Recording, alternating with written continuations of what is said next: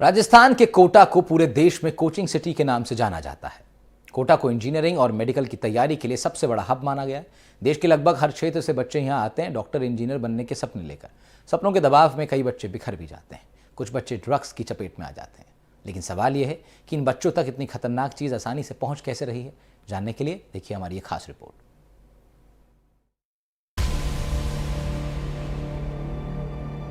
मुझे मेरे दोस्तों ने कहा कि बार बार कि एक बार लेके देखो, एक बार लेके देखो, तो मेरी मन थोड़ी सी बहक गई और मैंने ली उस चीज़ को। तो फिर मुझे बहुत उल्टी हुई, मैं हालत में नहीं था। तो फिर उसके बाद से मैंने कान पकड़ा कि आज के बाद ये सब चीज़ कभी नहीं करना, क्योंकि मुझे फिर अपने घर वालों का भी ख्याल आया कि घर वालों ने क्या करने भेजा है और मैं क्या किया हूँ अभी। तो फिर वो देख के मुझे बहुत ख़राब लगा।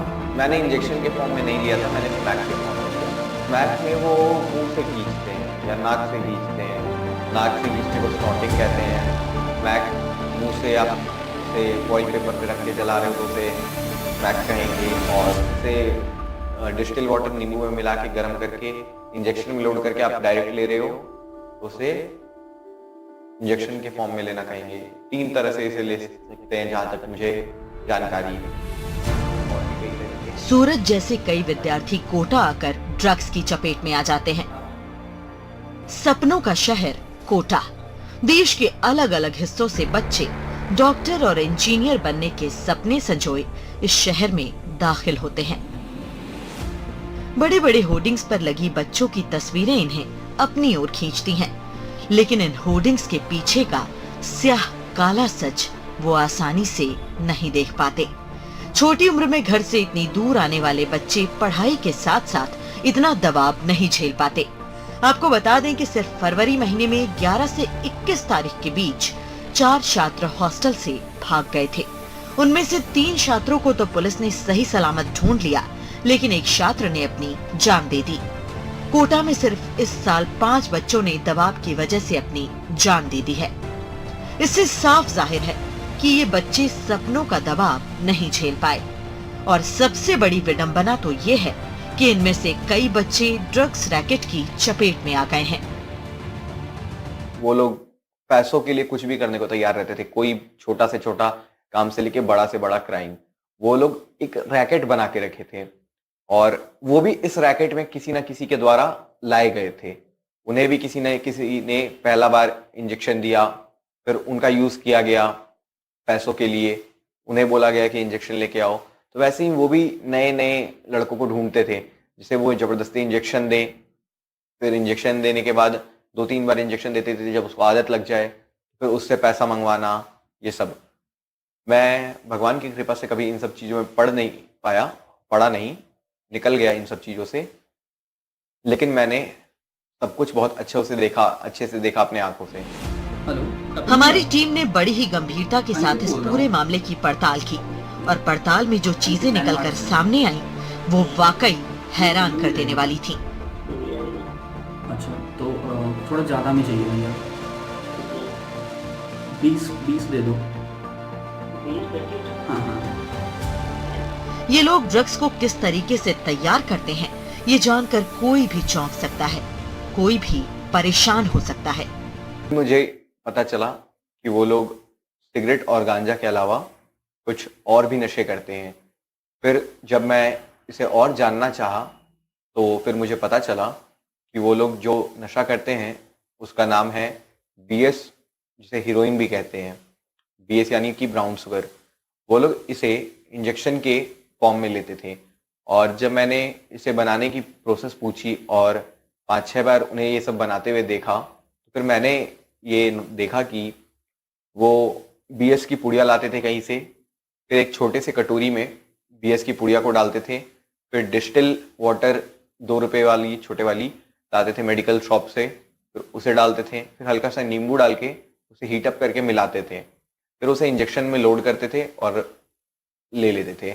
फिर मैंने उनकी जीवन को देखा। उनकी जीवन मुझे बहुत खराब एहसास देती थी, जैसे कि 2-2 रुपए के लिए लड़ना, ये तुम मेरा इंजेक्शन क्यों नहीं लेके आए, ये वो। फिर 5-5 रुपए की सिगरेट के लिए लड़ना, फिर चिंदगिरी करना आपस में, ये सब मुझे दिखा।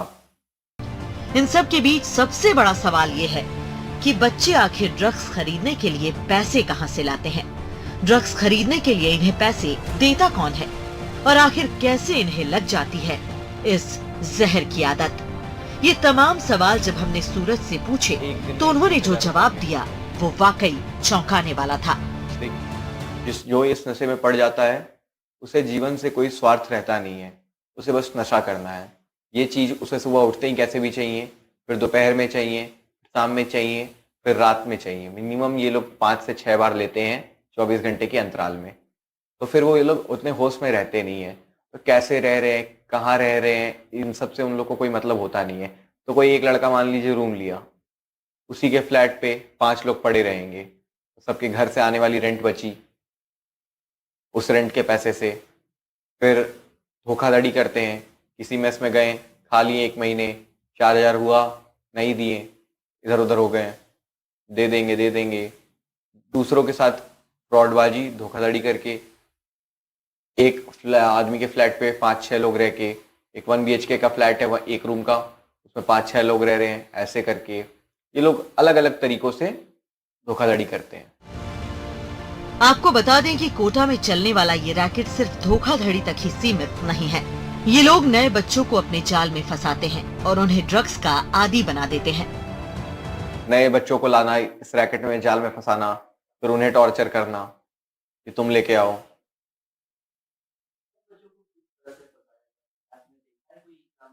बिल्कुल मैंने 25 से 30 लड़कों को देखा है जिसे रैकेट में लाया गया, आदत दिया गया और फिर उसके बाद उन्हें टॉर्चर किया गया, क्योंकि उन्हें तो वो चीज़ चाहिए। अब उन्हें आदी हो गया है, आदत लग गया है, तो उन्हें वो चीज़ चाहिए और दिलवाएंगे भी यही। तो ये लोग बोलने लगेंगे हम पे पैसे नहीं है, वो अकेले के लिए मंगा नहीं सकता, तो उसे फिर कैसे भी करके सबके लिए लाना होगा। कुछ भी करते हैं, झूठ बोलते हैं, घर पे बुक्स चाहिए, ये चाहिए, वो चाहिए, कुछ भी कर सकते हैं वो लोग। कुछ भी, मतलब कि किसी का जेब काटना से लेके, किसी का फ़ोन छीनने से लेके कुछ भी, अपना फ़ोन बेचने से लेके कुछ भी। दूसरे बच्चों को इस रैकेट में लाने वाले ये बच्चे भी कभी कोटा डॉक्टर और इंजीनियर बनने ही आए थे, लेकिन वो चमचमाती होर्डिंग्स के पीछे की काली दुनिया में फंस कर रह गए। सब कोई यहाँ पे एज स्टूडेंट्स थे और सब कोई नीट की तैयारी कर रहे थे, और ये जो मेरे सीनियर्स थे, बस यही लोग इस रैकेट के हिस्सा नहीं है। आज की डेट में कोटा में अगर लाखों स्टूडेंट हैं तो हजारों इस रैकेट के हिस्सा हैं। सूरज के स्याह सच के पीछे की भी कई परतें हैं। कुछ विद्यार्थियों का कहना है कि बच्चे दबाव से निजात पाने के लिए इस ओर कदम बढ़ाते हैं। हालांकि सभी आसान नहीं करते, लेकिन दबाव वो लोग भी महसूस करते हैं। हर साल लाखों बच्चे IIT और मेडिकल की परीक्षा की तैयारी करने आते हैं। उन्हीं लाखों बच्चों में से एक हैं सचिन। सचिन कोटा से 1000 किलोमीटर दूर बिहार के सहरसा जिले से हैं।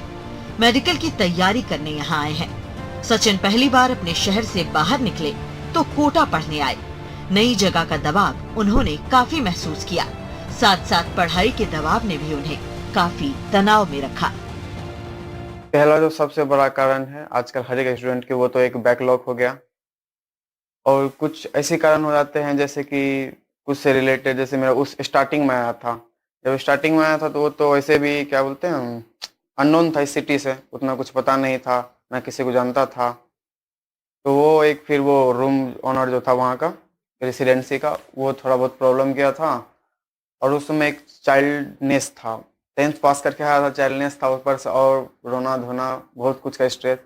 फिर जैसे से बढ़ा तो वो सब खत्म होते गया, फिर पढ़ाई का लेवल अप होते गया, फिर इस चीज़ का एक होने लगता है। अगर आप क्लास के अकॉर्डिंग सारे चलते रहे तो कोई स्ट्रेस नहीं होता है। होगा जैसे कि कुछ चीज़ें में होती है, वो आउट ऑफ वो पढ़ाई के छोड़ के अगर बाहर चले जाते हैं तब होती है। सचिन बताते हैं कि दोस्तों से बात करने पर स्ट्रेस ज्यादा बढ़ जाता है, इसलिए वो घर वालों के सिवा किसी और से बात नहीं करते। सचिन की तरह ही प्रियांशु भी 1000 किलोमीटर दूर से यहाँ आकर तैयारी करते हैं। माँ बाप की उम्मीदों का बोझ उन्हें भी काफी परेशान करता है। ऐसा नहीं है कि बात करने के लिए वक्त नहीं मिलता है, बात करने के लिए वक्त मिलता है, बस बात इसीलिए नहीं करते हैं बस मम्मी पापा को छोड़ा के, क्योंकि फिर एक माइंड सेट रहता है। मनोविज्ञानी मानते हैं कि डॉक्टर इंजीनियर बनने का और अच्छे नंबर लाने का दबाव बच्चों को दबाव की ओर ढकेलता है और इस वजह से बच्चे कई तरह के झूठ बोलने लगते हैं। मैं खुद स्ट्रेस एंग्जाइटी से गुजरा हूँ बहुत दिनों तक। होता क्या है ना, पेरेंट्स एक्सपेक्टेशंस रखते ही हैं। ऑब्वियस है, आपको कहीं बाहर भेजे हैं तो, और वो बाहर भेजे हैं तो उनके साथ फैमिली मेम्बर्स को भी पता है, वो लोग पूछते रहते हैं क्या कर रहा है नहीं कर रहा है, उनसे और दबाव बढ़ता है। जैसे कि मेरे मामा है, नाना है, पूछते हैं कितना मार्क्स आ रहा है, कुछ भी, और डर लगता है नहीं हुआ तो क्या होगा। और दूसरा चीज़ क्या है ना, क्लास, जैसे क्लास आज एक मिस हो गया, तबीयत खराब है, 1-2 दिन मिस हो गया, तो टीचर लोग तो कंटिन्यूसली पढ़ाते रहते हैं और बीच क्लास 2-3 दिन बाद क्लास जाने में ना कुछ समझ में नहीं आता, जाने का मन नहीं करता है, तो धीरे बैकलॉग्स बढ़ते चल जाता है। वो कभी बैकलॉग्स कवर नहीं हो पाता है, उसका और ज़्यादा स्ट्रेस होता है। एग्ज़ाम में कम मार्क्स आते हैं तो उससे और प्रॉब्लम्स होते हैं। पेरेंट्स यहाँ तक बोलते हैं इतना कम मार्क्स क्यों आया तुमको। मेरे पेरेंट्स नहीं बोलते, बाकी मेरे दोस्त लोग जो करीबी दोस्त हैं मेरे पेरेंट्स बोलते इतना कम मार्क्स क्यों आया है, तुम्हें नहीं पढ़ना है, आ जाओ कोटा से यहाँ। अब किसी दूसरे को कॉल करेंगे, वो कुछ बात कह दिया, अब कोई टेंशन वाला ही बात कह दिया, तो फिर हमारा वो क्या होता है, उधर भी ध्यान चले जाता है और वैसे ही स्ट्रेस लेवल आता है यहाँ पे पढ़ने में। मतलब कहने को मतलब पढ़ते हैं, अगर सही से पढ़ो तो कोई स्ट्रेस नहीं है, वही फिर बैकलॉग लग गया तो फिर स्ट्रेस बढ़ने लगती है। इसीलिए शाम में डेली मैं अपने घर वालों से बात कर लेता हूँ।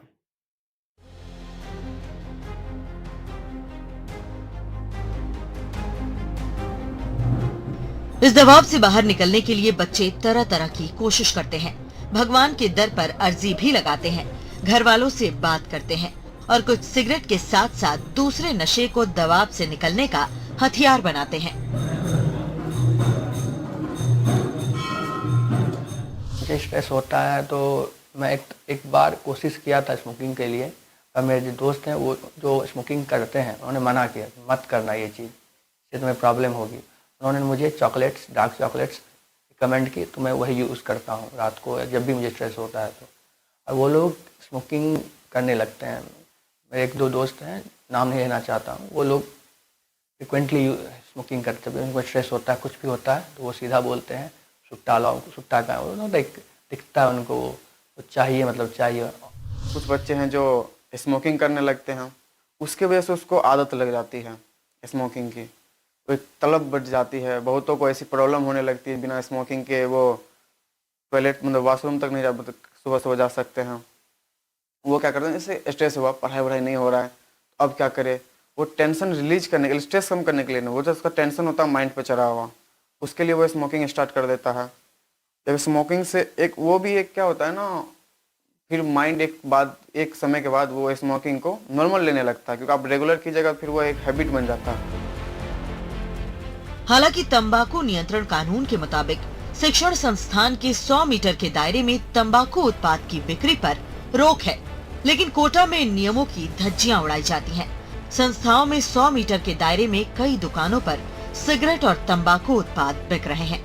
दुकानें आसानी से दिखती हैं और वहां बच्चे भी सिगरेट पीते हुए दिख जाते हैं। सूरज भी बताते हैं कि यहाँ सब आसानी से उपलब्ध है। बहुत आसानी से मिलता है। 100 मीटर के दायरे में सिगरेट और तंबाकू तो छोड़िए, गांजा भी मिलता है, और ये बात सबको पता भी है, फिर भी कोई एक्शंस ली नहीं जाती है।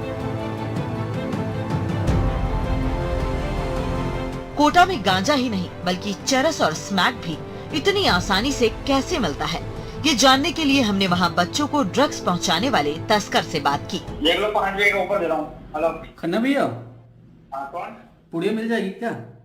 भाई नंबर किसने भेजा? अंकित। दे रहे ना, हेलो, उसका कॉल करा दे भाई, उसका नंबर लेना, उसका कॉल करा दे एक बार। अरे अंकित ने नंबर दिया भैया। हाँ तो मेरे भाई कॉल करा देना एक बार। अरे तो अब उसको फिर बोलूंगा, वो रह नहीं रहा ना, अभी चला गया ना घर, चला है। नर्स के नंबर मैसेज कर दे। चलो नंबर उसके मैसेज कर रहा हूँ, ठीक है, मिल तो जाएगी ना? खन्ना भैया के नाम से ये तस्कर हमसे बातचीत करने में थोड़े सतर्क रहे, लेकिन दूसरे तस्कर ने हमें सब कुछ बताया। हेलो कपिल भैया, अंकित बोल रहा हूँ। अंकित लैंडमार्क से। भैया पुड़िया मिल जाएगी क्या? अच्छा तो थोड़ा ज़्यादा में चाहिए भैया। 20 दे दो। 20 पैकेट हाँ हाँ है? हाँ, 20 पुड़िया 20 पुड़िया। 20 पुड़िया किसको चाहिए? अरे मुझे ही चाहिए भैया। कहाँ लेके जाओगे? हाँ, यही कुछ दोस्त लोग आएंगे और फिर अभी तो छुट्टी हो रही है तो घर जाना है ना, ठीक है, तो 2-4 दोस्त हैं, ले ही जाएंगे। तो तुम एक काम करो, ओला बाइक बुक करो, हाँ, तो इधर आ जाओ तलवंडी।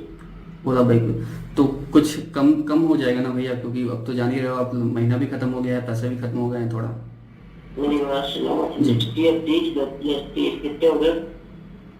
क्या कितने? इंग्लिश का एक पैकेट है ना, 6,000 हो गए, ठीक है? और 5,000 दे देना। 6,000 और 5,000 दे दूंगा, यही ना? अच्छा ठीक है भैया, करके आ रहा हूँ मैं इधर, इसलिए ठीक है। तो तलवंडी में कहाँ आ जाऊँ भैया मैं? तुम तलवंडी आगे कॉल करो मेरे को, चलो ठीक है, मैं तलवंडी चौराहे आगे कॉल करता हूँ आपको, है ना? चौराहे वगैरह बताएंगे, आगे कॉल कर ओके दीजिए। ओके भैया, ठीक है। कोटा में इन बच्चों को इतनी ही आसानी से ड्रग्स पहुंचाया जा रहा है। पुलिस प्रशासन भले ही अपनी पीठ थपथपाए, लेकिन ये फोन कॉल तस्करों के मजबूत नेटवर्क की गवाही दे रहा है। एनडीपीएस एक्ट के तहत दर्ज मामलों की बात करें तो साल 2023 में 157 मामले दर्ज किए गए। फरवरी 2023 तक 18 मामले, फरवरी 2024 तक 31 मामले दर्ज हुए। आंकड़े बता रहे हैं कि ड्रग्स की खपत कितनी बढ़ी है। एसपी अमृता दुहान ने पिछले दिनों कोचिंग संस्थान वाले इलाकों में विद्यार्थियों से बातचीत की थी, लेकिन उन्हीं इलाकों में कोटपा का खुलेआम उल्लंघन हो रहा है। हालांकि कई लोगों को लगता है कि सिगरेट सामान्य है और इसका ड्रग्स रैकेट तक पहुंचने में कोई संबंध नहीं, लेकिन ऐसा नहीं है। दरअसल सिगरेट पहली सीढ़ी है और इसी के सहारे बच्चे वहां तक पहुंचते हैं, फिर बाद में अफसोस करते हैं। देखिए, 2 तरीके से हम इस पर काम करेंगे। एक तो पहले जहाँ पर सप्लाई हो रही है ना छोटी छोटी मात्रा में, तो वहाँ पर कौन मेन, वहाँ पर जो डिमांड किसकी है उनको चिन्हित करके उनकी हम काउंसलिंग करके और कोशिश करेंगे नशा मुक्ति केंद्र में इनका इलाज किया जा सके। एक तो डिमांड घटानी है और ऊपर से सप्लाई चेन तोड़नी है। तो छोटे से हम आगे बढ़कर लास्ट की कहाँ से सप्लाई मेन कहाँ से आ रही है उसको आइडेंटिफाई करके और फिर उस पर कार्रवाई करना अति आवश्यक है। हम छोटी छोटी कार्रवाई के मदद से जो मेन सप्लायर है उस तक पहुंचना चाहते हैं, वही एक मेन कार्य योजना है। तो दोनों पे काम करना है, सप्लाई पर भी और डिमांड पर भी। नशे की आदत है वो एक पूरे परिवार को ख़त्म कर देती है, आपके जीवन को ख़त्म कर देती है। ये अपने जो बुनियाद है राष्ट्र की उसको खोखला कर रही है। तो ये किसी भी तरह से बर्दाश्त नहीं किया जाएगा। मैं आप सभी से अपील करना चाहती हूँ, स्टूडेंट से अपील करना चाहती हूँ, परिजनों से अपील करना चाहती हूँ, जो आसपास रहते हैं उनसे अपील करना चाहती हूँ कि अगर आपको ऐसा कहीं लग रहा है कि जहाँ पर मादक पदार्थ की सप्लाई की जा रही है, कोई उसमें संलिप्त है, तो तुरंत हमें सूचित करें। 95 304 42 778 पर आप हमें सूचित करें, सूचना दें, हम उन पर कार्रवाई आवश्यक रूप से करें। मुझे आज तक की कोटा की सबसे बड़ी गलती लगती है, मैं उन लोग से दोस्ती किया। लेकिन मुझे आज तक में सबसे ज़्यादा गर्व भी इसी बात पे है कि उन लोग से दोस्ती करने के बाद भी ना मेरे पढ़ाई पे कोई असर पड़ा, ना मैं इन सब चीज़ों से आदी हुआ। तो आज भी मैं अपने घर पे सीना ठोक के कह सकता हूँ कि मैं कोई नशा नहीं करता। तो इस बात पर मुझे गर्व है। मनोविज्ञानी डॉक्टर वंदना चौधरी मानती हैं कि सिर्फ दबाव ही नशे की तरफ जाने का कारण नहीं है, बल्कि इसके कई और कारण हैं। साथ ही वे अब ड्रग एजुकेशन को भी जरूरी मानती हैं। देखिए, नशे की तरफ जाने के बहुत सारे कारण हो सकते हैं। दबाव भी उसमें एक बहुत बड़ा कारण है। कई बार पीयर प्रेशर भी होता है कि आप अपने आप को किसी ग्रुप का पार्ट बनाना चाहते हैं क्योंकि आप वहाँ अकेले हैं। तो अकेलापन एक रीजन हो सकता है जिसमें आपको लगता है कि यार मैं एक अच्छे ग्रुप का पार्ट बन जाऊं जहाँ पे इंजॉयमेंट हो रहा है, एक्साइटमेंट हो रहा है, नए एक्सपीरियंस हो रहे हैं। तो जब बच्चा वहां पर जाता है तो देखिए, सारे बच्चे सिंसियरली पढ़ाई करने नहीं आते। जिनका अच्छा फाइनेंशियल बैकग्राउंड होता है वो बच्चे वहां पर, मतलब उन बच्चों ने कहा कि हम तो यहाँ पे 2 साल अच्छे से एंजॉय करने आए हैं, क्योंकि वहाँ उनका फाइनेंशियल बैकग्राउंड अच्छा है। तो वो जब एंजॉय कर रहे होते हैं तो दूसरे बच्चों को लगता है कि मैं अकेला कैसे रह गया। मुझे भी हक है एंजॉय करने का, प्लेजर फील करने का, हैप्पी फील करने का। तो वो इस चक्कर में आकर वो सब्सटेंस अब्यूज की तरफ बढ़ जाता है और कहीं ना कहीं उनको ये भी लगता है कि ये मुझे स्ट्रेस से रिलीव करवाएगा, मैं बोर्डम में चला जाता हूँ तो मुझे बोरियत से दूर करेगा, और उसके अलावा जो नेगेटिव कॉन्सिक्वेंसेज होते हैं, कई बार मैं किसी चीज़ से कोप नहीं कर पा रहा तो वो कोप करने में भी मुझे हिम्मत देगा। तो अब जैसे छोटी सी बात है, बच्चा सो नहीं पा रहा है, तो सो नहीं पाने के लिए वो नॉर्मल स्टार्ट करता है ड्रग लेना, तो उसको ये कहा जाता है कि ठीक है तू आराम से सो जाएगा रिलैक्स होकर, लेकिन धीरे धीरे वो उसका आदी हो जाता है और आदी होने के बाद पूरे दिन वो उसी नशे में रहता है और उन लोगों को ढूंढता भी है। तो ड्रग्स आजकल इतनी ज़्यादा अवेलेबल हो गई है। अभी आप लेटेस्ट आपने सुना ही होगा कि हमारे पोरबंदर पोर्ट पर कितनी बड़ी मात्रा में ड्रग्स पकड़ा गया है। अब आप ये देखिए, तो पकड़ा गया है, नहीं पकड़ा जाता तो उसकी खपत कहाँ होती। और ऐसे ही कितने सारे जो कंसाइनमेंट्स आते हैं वो तो पकड़े ही जाते हैं, तो उनकी खपत कहाँ हो रही है। तो जो अवेलेबिलिटी है ये भी एक बहुत बड़ा रीजन होता जा रहा है आजकल बच्चों का उस तरफ जाने के पीछे। और उसके अलावा जो मैं एक जो चाहूंगी, एजुकेशन पॉलिसी में हम लोग बहुत सारी चीजें इंक्लूड कर रहे हैं, लेकिन समय को देखते हुए एक ड्रग एजुकेशन भी इंट्रोड्यूस करना चाहिए स्कूल्स में। 1 या 2 लेक्चर ड्रग एजुकेशन को लेकर भी बताने चाहिए कि इसके शॉर्ट टर्म या लॉन्ग टर्म क्या इफेक्ट हो सकते हैं, क्योंकि बच्चों को हम अवेयर करेंगे ड्रग के कॉन्सिक्वेंसेस के बारे में तो डेफिनेटली उनको पहले से पता होगा, तो उस डायरेक्शन में जाने से एक बार बच पाएंगे। उनको पता ही नहीं है इसके सही कॉन्सिक्वेंसेस क्या है, क्योंकि ये कहीं ना कहीं उनको पॉजिटिव फीलिंग लेकर आता है डेफिनेटली। और चाहे उसमें स्मोकिंग हो, चाहे अल्कोहल हो, चाहे कैसा भी ड्रग्स वगैरह हो, वो उसमें पॉजिटिव और हैप्पीनेस फीलिंग लेकर आता है। तो ये मैं कहना चाहूंगी कि ये एजुकेशन बहुत जरूरी है। ये बड़े बड़े होर्डिंग सपने बेचते हैं। सपनों को पूरा करने के लिए माँ बाप अपने बच्चों को यहाँ कोटा भेज देते हैं और कई बार वे बच्चे इन सपनों का दबाव नहीं झेल पाते। कुछ बच्चे यहाँ से भाग जाते हैं, जो नहीं भाग पाते उनमें से कुछ उस नशे की चपेट में आ जाते हैं जो उनके जीवन को बहुत ही रंगहीन बना देता है। कोटा से सोमू आनंद, NDTV।